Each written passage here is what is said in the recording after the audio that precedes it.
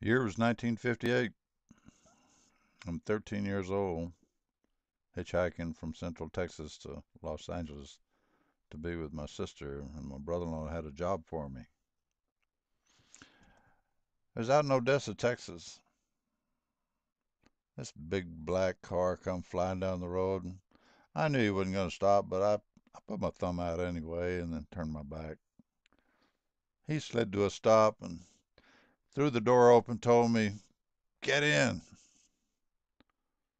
Well, I didn't want to get in, but I considered the alternatives.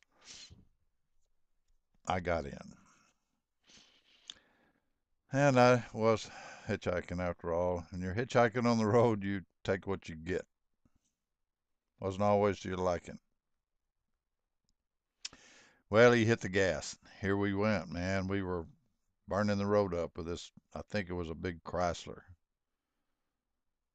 a big black Chrysler. This guy had on a dirty suit, kind of reminded me of some private eye on TV that had been out all night chasing the bad guys.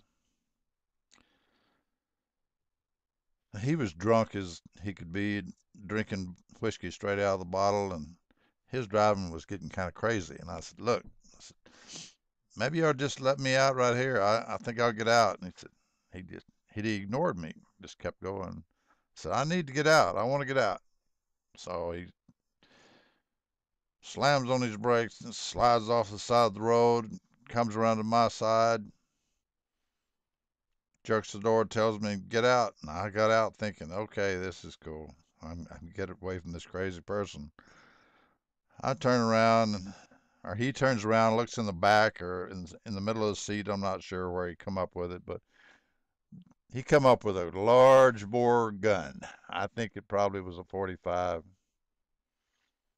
Showed it to me, took a bullet out of it, showed me the bullet, said, "Do you know what this is?" I said, "This is a gut buster." And he said, "This will take the top of your head right off."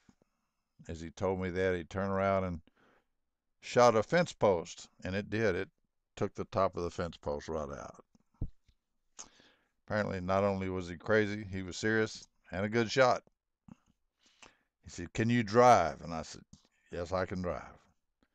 He said, "Get your ass under the wheel, or I'm going to leave you laying here in the ditch." Okay, here we go. So I got behind the wheel and punch it. So I'm, new car. I kind of like that idea of driving a new car as fast as I wanted. So, but I wasn't sure if this guy was going to kill me or not. It looked like he just might not make it over this one. Pretty hard to tell it, right? So here we went, fast as we could go, all the way to California, just stopping for gas and a couple of snacks and a bottle of whiskey. Made it in record time.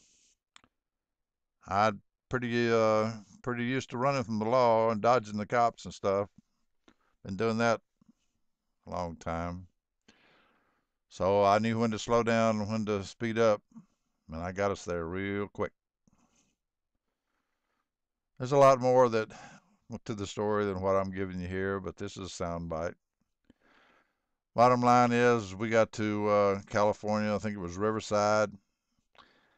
He he had managed to tell me that he was going out to kill his wife, who had run off with another man, and that's about all I got out of him.